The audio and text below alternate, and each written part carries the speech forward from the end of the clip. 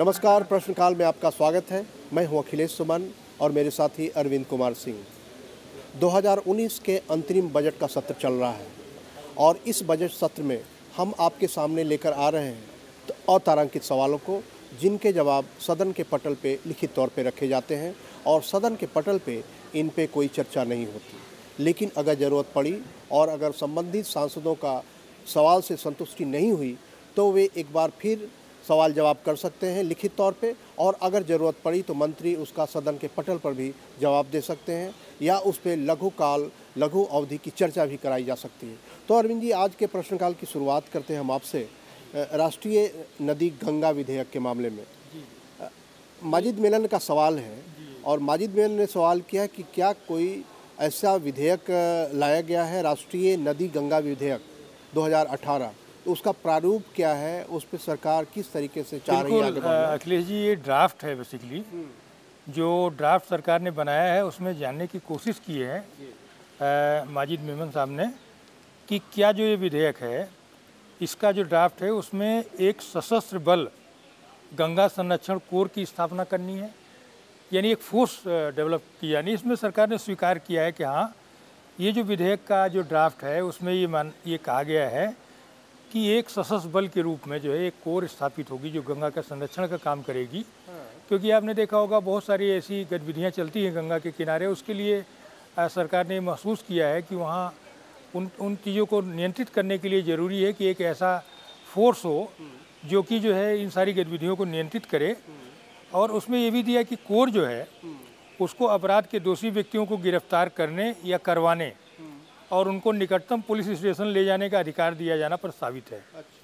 यानी आप समझिए, गंगा के अगर ये विधेयक अगर ये पास हो गया आने वाले समय में अखिलेश जी, तो गंगा के किनारे कोई भी अवांछित गतिविधियां करना, यहाँ तक कि जो कूड़े कचरे डालना भी ये अपराधों में होगा और ये जो है ये फोर्स ये काम करेगी। और उसके लिए जो प्रस्तावित विधेयक है उसके तहत न्यायालय में जिन अधिकारियों को अधिकृत किया गया उनकी शिकायत के आधार पर अपराध का संज्ञान लेगी वो। और फिर जो ड्राफ्ट विधेयक है जो उसमें ये कहा गया कि गंगा नदी में जल के प्रवाह को प्रभावित करने या प्रभावित करने की जो दूसरी परियोजनाएं हैं, गतिविधियां हैं, बैराज निर्माण, पहाड़ी ढलान, पेड़ों की कटाई, जल विद्युत परियोजनाएं, इन सब का प्रभाव मूल्यांकन करने और करवाने की व्यवस्था किए जाने के लिए गंगा नदी संरक्षण, संरक्षा और प्रबंधन राष्ट्रीय परिषद, इसको राष्ट्रीय गंगा परिषद कहा जाएगा, इसको अधिकार प्रदान किए जाने के संबंध में भी कुछ उपबंधों पर विचार किया गया है। तो इस तरह से एक तरह से आप ये कह सकते हैं अखिलेश जी कि भारत सरकार गंगा को संरक्षित करने के लिए एक मजबूत विधायी जो है प्रावधान करना चाहती है। तो अखिलेश जी, एक और सवाल है जो कि जहाजरानी मंत्रालय से ही है संबंधित, वो है कि आंध्र प्रदेश में एक नए बंदरगाह के निर्माण को लेके ये कमक मेदला रविंद्र कुमार जी का सवाल है। क्या है जवाब इसका, एक नए बड़े बंदरगाह की स्थापना? हाँ, उन्होंने एक सवाल जो पूछा है एक खास जगह के बारे में पूछा है कि डुगराजूपट्टनम में क्या एक नया जिसको कहते हैं कि बंदरगाह बनाने का कोई प्रस्ताव है सरकार, क्या उसके लिए कोई विशेषज्ञ समिति गठित की है, और अगर की है तो उसके ब्यौरे क्या हैं? तो सरकार ने कहा कि हाँ, निश्चित तौर पे भारत सरकार ने आंध्र प्रदेश में महापत्तन के विकास के लिए एक विशेषज्ञ समिति का गठन किया है। क्योंकि जैसा आप जानते हैं आंध्र प्रदेश तटीय प्रदेश है और तटीय प्रदेशों में जो कि समुद्र के माध्यम से काफ़ी आवाजाही होती है और इससे बहुत ज़्यादा उनका राजस्व की प्राप्ति भी होती है, विदेशों से व्यापार और देश के अन्य हिस्सों से भी। तो इसलिए एक विशेषज्ञ समिति का गठन किया गया है और इस विशेषज्ञ समिति के गठन में जो 3 जो महत्वपूर्ण है विचारार्थ विषय, जिसको कि टर्म ऑफ रेफरेंस कहते हैं। टर्म ऑफ रेफरेंस में है कि न सिर्फ उस जगह पे, न सिर्फ डुगराजूपट्टनम, बल्कि आंध्र प्रदेश में और कहाँ कहाँ इस तरह के बंदरगाहों का निर्माण किया जा सकता है, इसके बारे में एक डेस्क अध्ययन, मतलब वहाँ जाके करने की ज़रूरत नहीं, बल्कि यहाँ जितनी सामग्रियाँ उपलब्ध है उसके मुताबिक जो है GPS या अन्य जो सरकार के पास संयंत्र है उसके मुताबिक वो वैकल्पिक सुझाव दे कि कहाँ कहाँ बन सकता है। उसके अलावा नीति आयोग ने विचार विमर्श के लिए कुछ अभिलेख दिए हैं उनको, तो उन अभिलेखों का भी अध्ययन करना है। और उसके बाद आंध्र प्रदेश पुनर्गठन अधिनियम 2014 की अनुसूचित 13 के परिप्रेक्ष्य में आगे की क्या कार्रवाइयाँ की जा सकती हैं उसके बारे में अनुशंसाएं करनी है। लेकिन इस पे अभी बातचीत चल रही है, इस पे अभी रिपोर्ट अभी आई नहीं है फाइनल। लेकिन मुझे लगता है कि अखिलेश जी, जब ये राज्य मतलब पुनर्गठन हो रहा था, उस समय भी शायद वादा किया गया था कि एक बड़ा बंदरगाह बनाया जाएगा। और नीति आयोग में इस पे चर्चा भी हुई। जी बिल्कुल बिल्कुल। नीति आयोग में जो डिस्कशन हुए थे, उस डिस्कशन के आलोक में आप जो वैकल्पिक सुझाव है वो वैकल्पिक सुझाव भेजें। तो अभी तक रिपोर्ट सौंपी नहीं गई, मतलब अब रिपोर्ट देखें कब आती है। अब अगला सवाल भी बड़ा अहम है उस मामले में, कहें कि अगला सवाल है अंतर्देशीय जलमार्गों के विकास के बारे में, वाटर इनलैंड वाटर वेज के डेवलपमेंट के बारे में। अभी हम सुन रहे हैं कि बनारस से कलकत्ता तक ही वाटरवेज शुरू करने की बात है या शुरू हो चुकी है। सरोज पांडे का सवाल है कि अंतर्राष्ट्रीय जलमार्गों के विकास में क्या सरकार कर रही है, इसके बारे में ये बिल्कुल अखिलेश जी, ये बेसिकली इनलैंड वाटरवेज पर है। और चूंकि ये जो है इनलैंड वाटरवेज जो है, ये इस सरकार की बड़ी महत्वपूर्ण परियोजना रही है।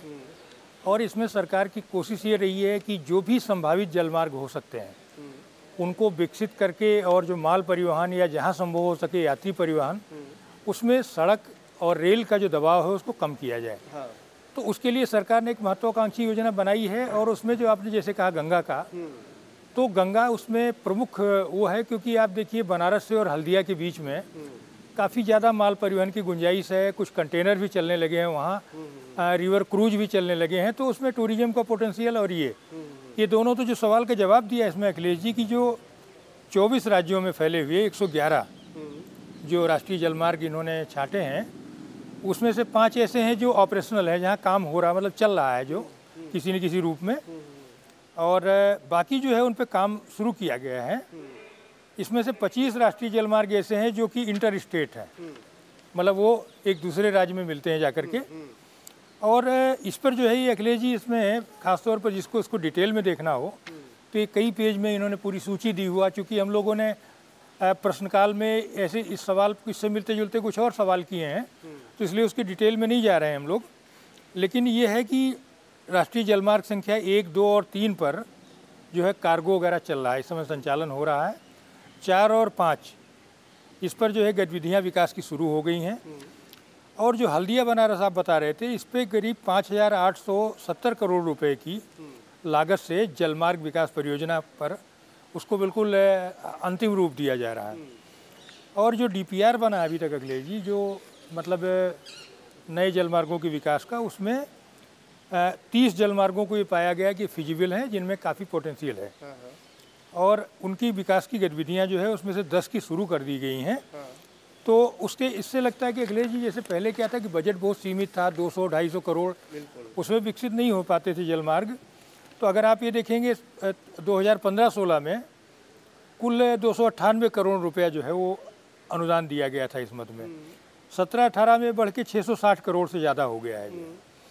और 18-19 में ये 780 करोड़ से ज़्यादा है। तो मतलब ये है कि संसाधन पहली बार इस पर लगाने की लगातार कोशिश हो रही। तो अखिलेश जी, अगला जो सवाल है वो प्रसार भारती में संसदीय समिति के गठन को लेके है, प्रोफेसर मनोज कुमार झा का। जब ये अधिनियम बना था प्रसार भारती की ऑटोनॉमी के लिए, उस समय ये तय हुआ था कि एक संसदीय समिति भी रहेगी जो उसकी देखरेख। क्या वो समिति बनी या क्या रहा उसमें कुल मिलाकर के? हाँ, प्रसार भारती एक्ट 1990 जो है, 1990 के सेक्शन 13 में प्रावधान है कि 22 सदस्यीय एक संसदीय समिति का गठन किया जाए, जो कि वो प्रसार भारती के जो कामकाज की रोज़ बरोज़ देख नहीं करे, लेकिन उसको देखते रहे कि हाँ अवलोकन करता रहे, ताकि यह ना हो कि प्रसार भारती की जितनी संस्थाएं हैं तो बिल्कुल सरकार के भोंपू की तरह बन जाए। तो इसीलिए स्वायत्तता बनी रहे। तो ग्रुप ऑफ मिनिस्टर्स ने इस सुनू समिति की एक गठित की गई थी, और सुनू समिति ने एक रिपोर्ट दी थी। उस रिपोर्ट के आलोक में सरकार ने यह तय किया कि इसकी ज़रूरत उस तरीके से नहीं है, क्योंकि अगर देखिए प्रसार भारती या दूरदर्शन हो या ऑल इंडिया रेडियो हो या इसके बहुत सारे संस्थाएं हैं, उसमें रोज़ बरोज़ के काम में अगर सांसदों को लगा दिया जाएगा तो सांसदों की भी जो जिस पर मेन लेजिस्लेशन का काम है उससे ध्यान रोज़ डाइवर्जन होगा, प्रशासनिक कार्यों में होगा। और जिस तरीके से हमारा विभाजन है पूरे देश का कि एक प्रशासनिक जो एग्जीक्यूटिव होता है, एक जो लेजिस्लेटिव होता है, तो उस लेजिस्लेटिव और एग्जीक्यूटिव के बीच में तो अंत में यह तय पाया गया कि जो स्टैंडिंग कमेटी है, स्टैंडिंग कमेटी जो पार्लियामेंट की स्टैंडिंग कमेटी है, इंफॉर्मेशन और ब्रॉडकास्टिंग मिनिस्ट्री से रिलेटेड स्टैंडिंग कमेटी है, वो स्टैंडिंग कमेटी में लगातार प्रसार भारती के कामों की समीक्षा होती रहती है। और वो स्टैंडिंग कमेटी 21 सदस्यों की होती है, जिसमें कि राज्यसभा के भी और लोकसभा के भी सदस्य शामिल होते हैं। तो उस स्टैंडिंग कमेटी के माध्यम से जो प्रसार भारती के अधिनियम 1990 के सेक्शन 13 में जो भाव था, वो भाव इस मामले से होगा कि हाँ, स्टैंडिंग कमेटी लगातार देखभाल कर रही है और स्टैंडिंग कमेटी को जब ज़रूरत पड़ती है तो प्रसार भारती के अधिकारियों, संबंधित जितने लोगों को बुलाना चाहे वो बुला सकते हैं। तो इस मामले में समझा गया कि वो उसको करने की ज़रूरत नहीं है। मीटिंग ऑफ जो डिपार्टमेंटल प्रमोशन कमेटी होती है, जो प्रमोशन के बारे में भी इन्होंने पूछा है कि किस तरह का प्रमोशन पॉलिसी है, कि तो प्रमोशन के बारे में और रिक्रूटमेंट के बारे में भी सवाल है। तो प्रमोशन के बारे में है कि जो प्रमोशन कमेटी होती है, उस प्रमोशन कमेटी के माध्यम से प्रोग्राम एग्जीक्यूटिव का प्रमोशन किया जाता है उनका। लेकिन रिक्रूटमेंट की जहाँ तक बात है, तो रिक्रूटमेंट की भी एक प्रक्रिया बनी हुई है और रिक्रूटमेंट वो स्पेशल डिस्पेंसेशन होता है स्टाफ सिलेक्शन कमीशन का। वो स्टाफ सिलेक्शन कमीशन के ग्रुप बी और सी वैकेंसीज़ के द्वारा उसे पूरा किया जाता है, जो अस्थायी उसके प्रसार भारती के सदस्य होते हैं। अब एक समझता हूँ कि एक आखिरी सवाल मैं आपसे कर लेता हूँ राष्ट्रीय खेल विश्वविद्यालय के बारे में। डेरेक ओब्रायन का सवाल है, तृणमूल कांग्रेस के सांसद हैं, बंगाल के हैं, और आप जानते हैं कि बंगाल में खेल के प्रति काफ़ी रुचि होती है। तो क्या जवाब है राष्ट्रीय खेल? हाँ, बिल्कुल। और आपने देखा होगा अखिलेश जी, जो पूर्वोत्तर के हमारे जो इलाके हैं, उनके प्रति भी जो पश्चिम बंगाल के जो सांसद हैं, उनकी ज़्यादा रुचि रहती है वहाँ कि क्या हो रहा है, जो खासतौर पूरे पूर्वी भारत के बारे में दिलचस्पी लेते हैं। इसमें एक है कि पश्चिमी जिला इम्फाल में राष्ट्रीय खेल विश्वविद्यालय के मुख्य परिसर का निर्माण कार्य चल रहा है। ये कहा कि राष्ट्रीय खेल विश्वविद्यालय की जो स्थापना पहले की गई थी, आपको याद होगा स्टैंडिंग कमेटी ने भी उसकी जांच की थी और एक बड़ा महत्वाकांक्षी परियोजना है। तो इस पे काम चल रहा है पश्चिमी इम्फाल में।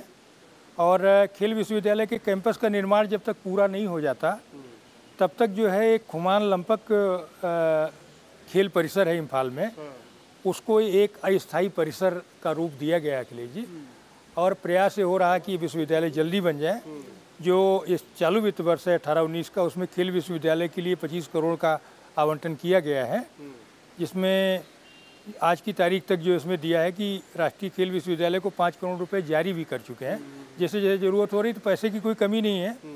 तो मणिपुर राज्य के बाहर जो है राष्ट्रीय खेल विश्वविद्यालय के अन्य परिसरों की स्थापना के लिए कोई प्रस्ताव अभी विचाराधीन नहीं है। ये सांसद जी जानना चाहते थे कि क्या और भी इसका कुछ और जगह परिसर, लेकिन हो सकता है आगे आने वाले समय में इस तरह की कोई व्यवस्था हो। तो अखिलेश जी, ये जो राष्ट्रीय खेल विश्वविद्यालय है, बेसिकली ये इस पर काम चालू है, महत्वाकांक्षी परियोजना है। और ये इस तरह से ये देश में पहली बार ऐसा कोई एक संस्थान खड़ी हो रहा है। मैरी कॉम जिस तरीके से बनी, वहाँ की मणिपुर की एक स्टार बनी और पूरे देश का नाम उन्होंने रोशन किया। तो सांसदों की रुचि इस बात में भी सिर्फ नहीं होती कि वे किस प्रदेश के सांसद हैं, उनकी रुचि पूरे देश के बारे में भी होती है। और इसीलिए हम आपके सामने लेकर आते हैं उन सारे सवालों को लेकर, जो कि विषय उनके काफ़ी व्यापक होते हैं, कई तरह के विषय होते हैं, और जो कई बार पूरे देश से भी संबंधित होते हैं, कई राज्यों से भी संबंधित होते हैं। तो आज के प्रश्नकाल में बस इतना ही। नमस्कार।